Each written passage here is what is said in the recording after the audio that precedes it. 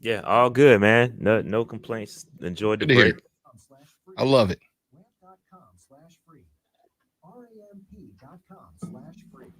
Have you seen the video of the dude going over the desk at the judge? Yeah, I did. I It's did wild. see that. I did see that. So the dude on the right in the black suit that is straight up throwing hands, Mm-hmm. it's just like a clerk of court. That's not a bailiff. That's just a guy who works there who Yeah, at started least somebody throwing was doing hands. something.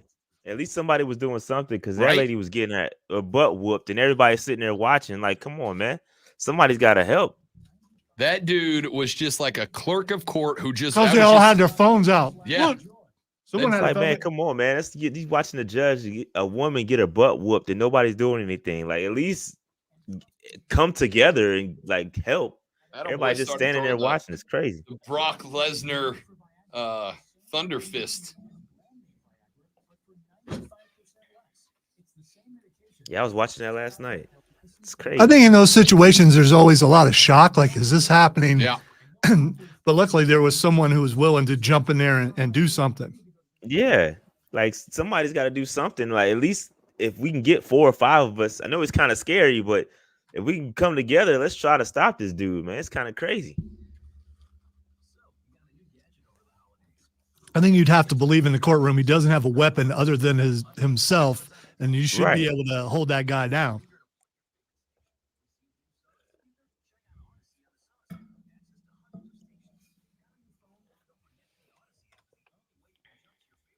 He was holding that in though, man. He's waiting for that moment. He got some height too. That's I He mean did. He jumped. That was he impressive. cleared it. He cleared it. I'm not giving credit, but he cleared it perfectly as far as No, it was clearing how impressive. high that. Oh look, you Yeah, know what it he was- looked like? He looked like vintage prime Troy Polamalu back when Troy used to do that.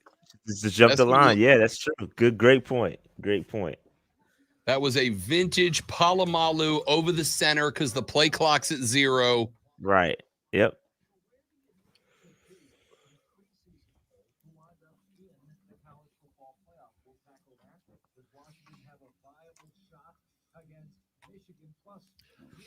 You would hope when the appeal eventually happens, they'll be ready next time. I suspect my man will be watching his next sentence come down in cuffs and chains. Oh, we're nowhere near coming back, are we? Yeah, I don't. That got moved. I thought it did. Yeah, accidentally. I mean, it's in the proper place. I just kind of moved it.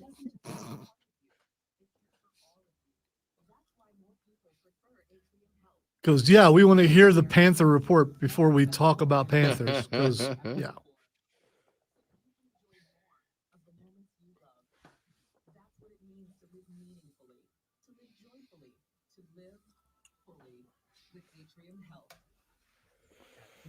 The Panthers are locked into the worst record in the NFL for this season. And on Sunday, they'll host 8-8 Tampa Bay. So how cheap are the tickets this week? I haven't made it to a game all year. I have no idea.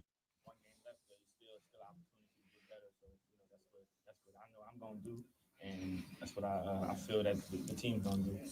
Just don't think things is falling our way for real out there. It's a tough game, tough year. The two teams met in early December with the Buccaneers pulling out a close 21-18 decision in Tampa. That was the first game for Chris Tepper as interim head coach, and likewise, he says they'll go to work looking to finish on a positive note. We got one more opportunity. I talk to the guys a lot about really, I mean, it's going to boil down to. The Panther report is talking about, we're going to go out there and we're going to give our best and everything. When you know it's your last game, it could be your last game where you are. I get it's a tryout to a degree for another team, but how much do you really put into it? There's some players who are going to play really hard. Others, I don't know. I know it's mean. Would you be able to tell the if final they were week playing of hard? the torture train?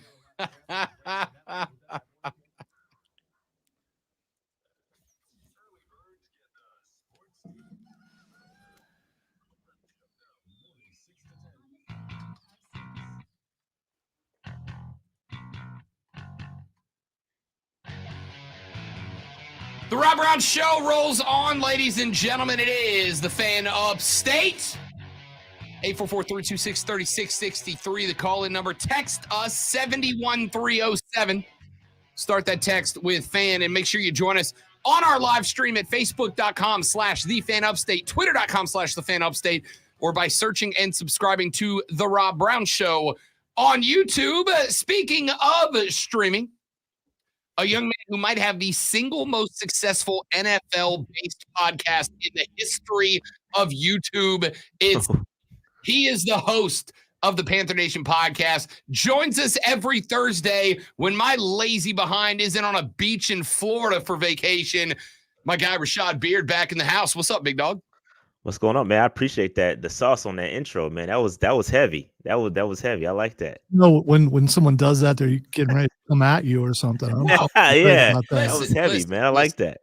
Listen, I'm not throwing drinks in Rashad Beard's face. He's got enough going on this season that he's got to worry about. All right, I don't need to make it worse. Rashad, what the hell is David Tepper? Just what is David Tepper, man?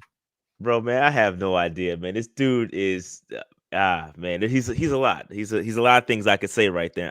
But I don't know. I get it. You know, he's a human. He was frustrated. You know, 26-0 loss. We haven't lost like that. We haven't been shutouts like that since 2002. You know, Bryce throws an interception. He gets frustrated going back and forth with some fans. And, you know, you got to be better, right? The fan, you don't have the same responsibility as a fan. You're the owner of a football team. You got to let security take care of their business. Call security, let them handle it. For you to throw a drink on somebody, you assaulted somebody. And I said this on my channel. That is assault.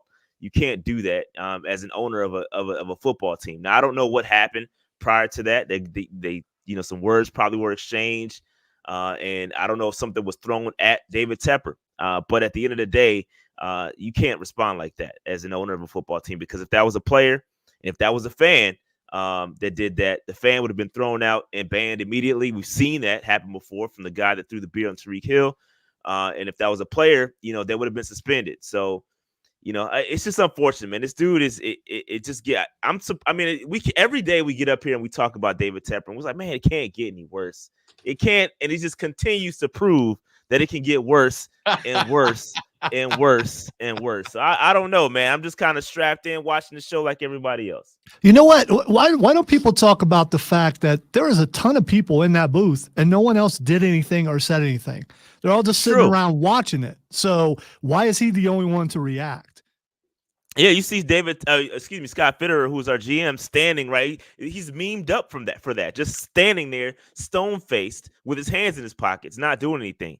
That's how you're supposed to handle it. You're an NFL executive. Like, stand there, close. You can close those windows. Like, if you're tired of the fan, close the window. You know, separate yourself from the fans, and you got to make better decisions. And when you got the guy at the top like that, making those type of decisions in that moment, just think of the trickle effect, like when it comes to drafting a pick or signing somebody, or just any kind of small decision. If he makes that type of decision in that situation, imagine what he's doing in other situations. It's just crazy. It's ridiculous. So the thought that I had about that was combined with the stories about Tep being a micromanager, Tep stepping on toes, Tep handing flashcards with plays he wants and his wife wants to see run by the offense to head coaches, etc. I kind of got to the point where I'm like, dude, I just don't think this guy is mentally stable. Like, I've been making fun of Jerry Jones for years for not being able to field a team that can finish. But JJ's a dude that, at least when it comes time, he may be involved in the GM stuff, but he lets his football team operate. Like, I don't think this dude's got the temperament. And if he doesn't have the temperament, a guy like that doesn't change. A dude who throws a drink in the face of another dude doesn't stop being that guy. He might be able to quiet it down a little bit, but he doesn't stop being that guy. And if that's the case, Rashad, man, I hope I'm being a worst case scenario guy here, a pessimist here. But if that's who he is and he can't change, dude, y'all going to be bad for a long time, bro. Yeah, I mean that's the scary part, and these Tepper tantrums are. I mean they're just not.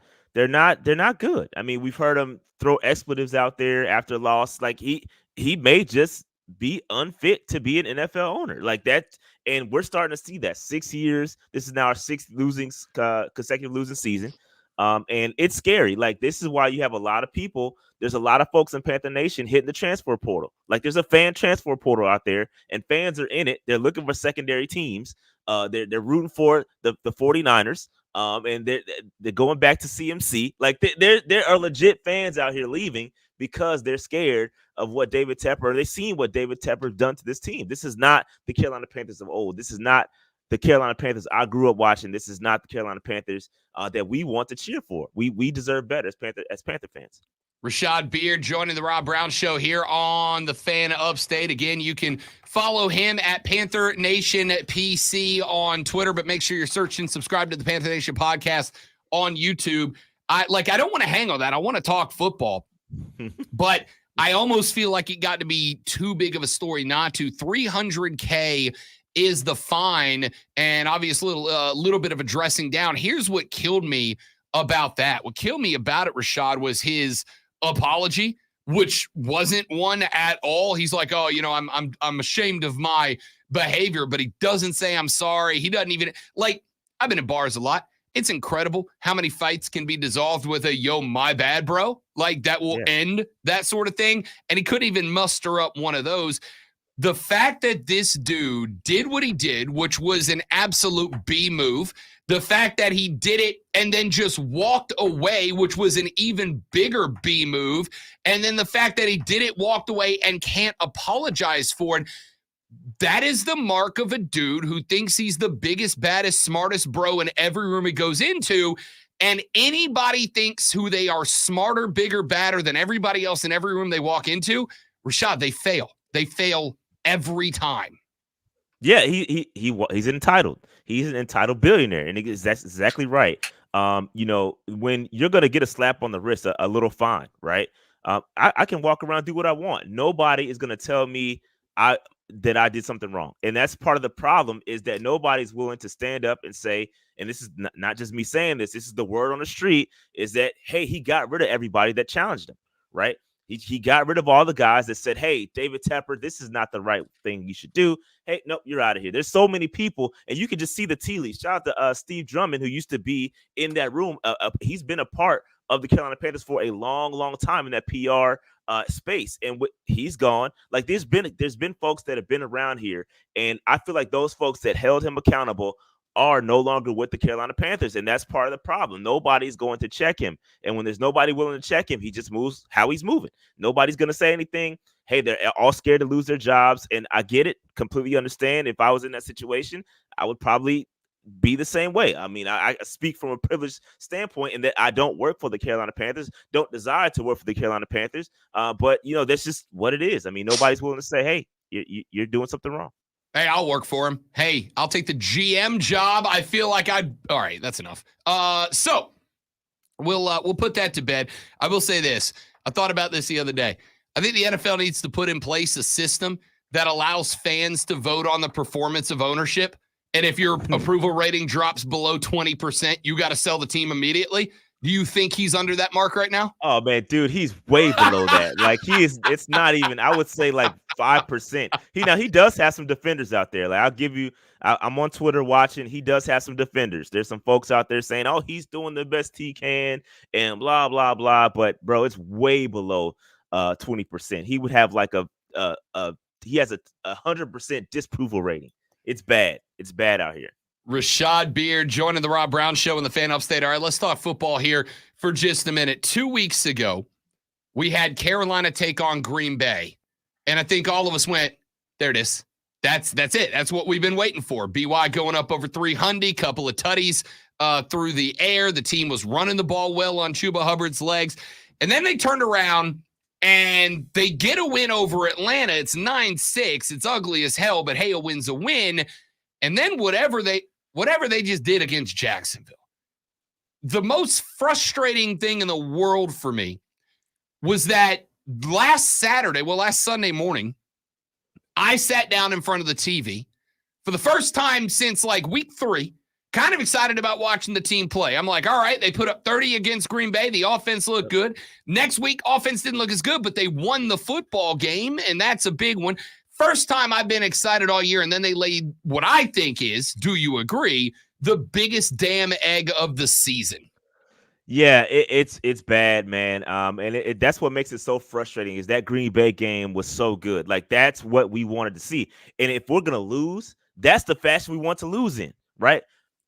Bryce Young going out there, putting up 300, 2 touchdowns, Chark looking good. That's the fashion we want to lose in. A competitive, high-scoring game. That's the first time we've seen it all season long. So it's frustrating when you get that game. You want to build off of that game. You want to continue to say, all right, we're starting to get some traction here. Late in the season, you're seeing Amir Smith-Marset get going. You're seeing some really good things. Then you come out this week and you lay a dud, one of the biggest duds in Panther history. We have not gotten shut out since 2002. You lay a complete goose egg in terrible fashion.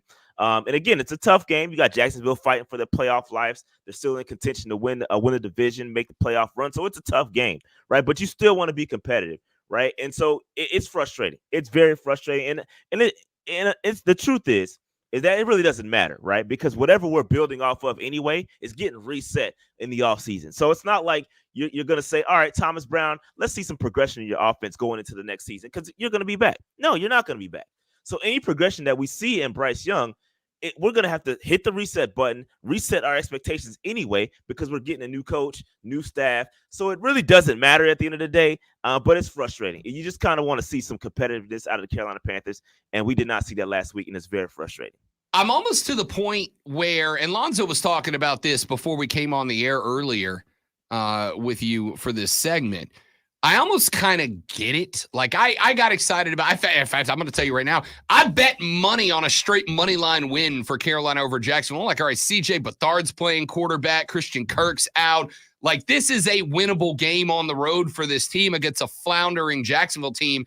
And then they just stank the place up. I think it's almost understandable because of what you just said. Thomas Brown's wife on Twitter 3 weeks ago was like, hey, we're already fired. We know we're gone. Like, we're just here because it's a job and a paycheck. We know we're gone. You know, a bunch of the vets on this team, there are going to have to be some moves made moving forward to add new names and new money to contracts and onto the salary cap. You know that a lot of the guys that aren't part of what the next offense is going to be, you know, the whole coaching staff. Like, on one hand, as a fan, I want to see what I saw against Green Bay. On the flip side, my man, there's one game left. Most of the guys, if not all of them on that coaching staff, are gone at the end of the year. How are you approaching this weekend's matchup against Tampa, who is going to be out there playing for the division title? Yeah, I mean, I don't really care, to be honest with you. I mean, there's really no you want to go out there, you want to watch good football, right? As a season ticket owner, you're going to go there, you're going to watch the game, and you just want to see some good football. You want to be entertained, you want to cheer for your team. Like, so we're going to do that. But at the end of the day, like, the expectations are very low, man. Like, at the end of the day, we're probably, again, with the Bucks playing for the division, they've got a little bit more oomph, more reason to play than the Carolina Panthers. So they're going to outplay us most likely.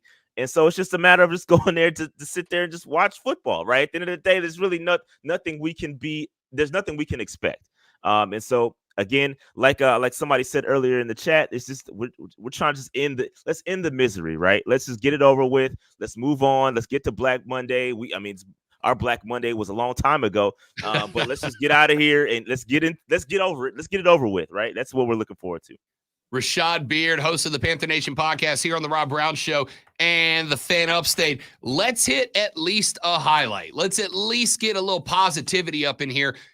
Derrick Brown can set a single-season tackle record at the defensive line spot.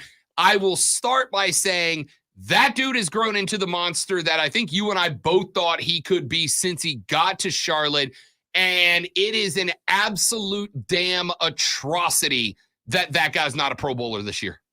Yeah, absolutely should be on the Pro Bowl. I mean, he's playing like a monster. He's playing like an Aaron Donald, playing like the best defensive tackles in the league. I mean, he's definitely a top 5 defensive tackle in the league right now, and it is pretty bad. You look at the names in front of him. Aaron Donald's on that list. There's some other guys that are on that list, but if you compare stats, I mean, you're not getting much better than Derrick Brown, and it's unfortunate. It's just the reality of the business is that when your team is playing this bad, you're not going to get the high spots. You're not going to get the Pro Bowls. You're not going to get the looks that you should get. But Derrick Brown is the bright spot on a terrible, terrible, terrible team. And it's unfortunate, man. He is playing out of his mind right now. The best player on the team, clearly the best player on the team, both sides. If you include both sides of the football, he is the best player on the team. And he's grown into that. A lot of people in Panther Nation were calling him a bust year 2, year 3. And it's like, man, sometimes you gotta wait. And this is what we talk about on our show. We've talked about this on your show, is that sometimes you've got to wait and let these guys pan out. He's played in multiple defensive systems. He's played in multiple different schemes, different roles, and he's been a monster ever since the scheme changed with Averill. He's just been playing extremely, extremely well, and we got to give him credit. And it is very unfortunate. It's an atrocity that he is not a Pro Bowler. But I get it. That's the nature of the beast when you're such a bad team.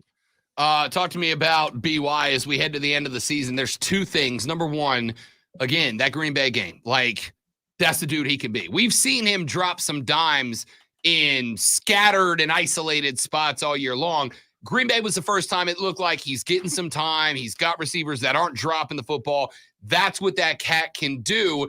And then I saw somebody point out BY has been sacked more than any rookie in the NFL, with the exception of David Carr, who played on one of the worst teams I've ever seen his rookie year. BY is doing the same thing now. I'm going to say straight up, if nothing else, that dude deserves some flowers for toughness, because there's a lot of vet quarterbacks that after getting sacked 60 damn times in a season would have hung it up about 3 weeks ago and gone, no, I'm good. I'm going to ride pine until the end of the year. And that guy keeps popping up even when he's getting shellacked like he did last weekend, popping back up with the back injury to just grind it out. Man, I'll tell you one thing. We've seen he's got the arm. Now you know he's got the toughness. I've seen what I need to see to know that he can be the dude, in my opinion, which makes it all that much more important that the folks in the front office get it right, because you got one more year or he will be ruined. Yeah, I think that you've seen some stuff you want to see it more consistent, right? We've seen a couple of games where it's like, all right, Bryce, that's it. That Green Bay game was kind of that. Like he very good passes, very confident with the football. And so that's what we want to see. We've seen it. The problem is that, you got to get the right staff around him. You got to get the right offensive line. You got to get the weapons. And we can't, we're going to be hard pressed to see if we can get all that in one off season, right? You might get the staff, but it's going to take you some time to get the offensive line, get the weapons. So we have to be, I know we've been patient for a long time, but we've got to be more patient, right? To allow Bryce Young to be comfortable, to kind of develop. And we've seen it, right? We've seen it. And again, it just makes it difficult because you got the CJ Strouds of the world coming out here, lighting it up year one. It just makes it real difficult for us to watch the landscape of the NFL and then have Bryce Young struggling, right? It's frustrating. And that's just the nature of the business. But at the end of the day, Panther Nation, I think we have our quarterback. We just got to be patient.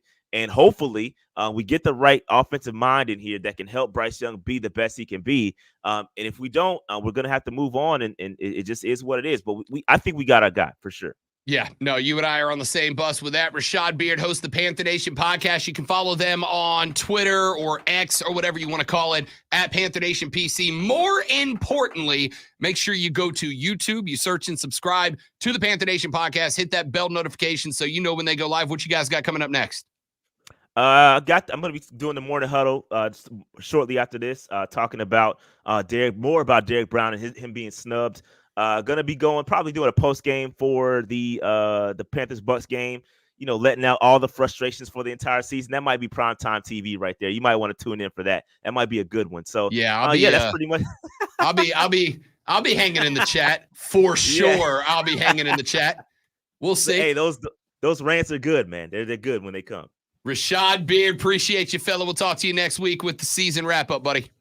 Sounds good, man. I appreciate y'all. You got it. Rashad Beard, host of the Panther Nation podcast right here on The Rob Brown Show. For those of you that are watching on the stream, feel free to join us. You can go to our YouTube channel at The Rob Brown Show. We got another hour and 15, and we hit it hard when we come back right here on the Fan Upstate.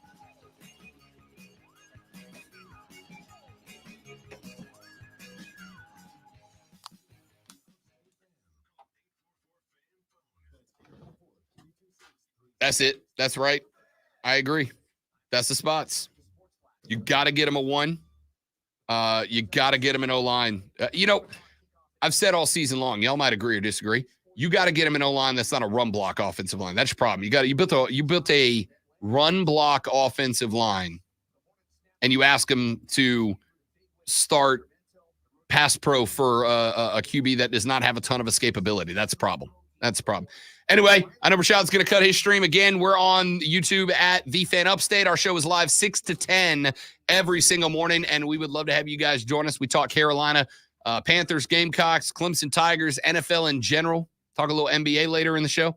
So if y'all want to join us, feel free, and I appreciate everybody from the PNP Army coming by. For those of you that move over, we'll see you there. For everybody else, we'll be back in just a minute.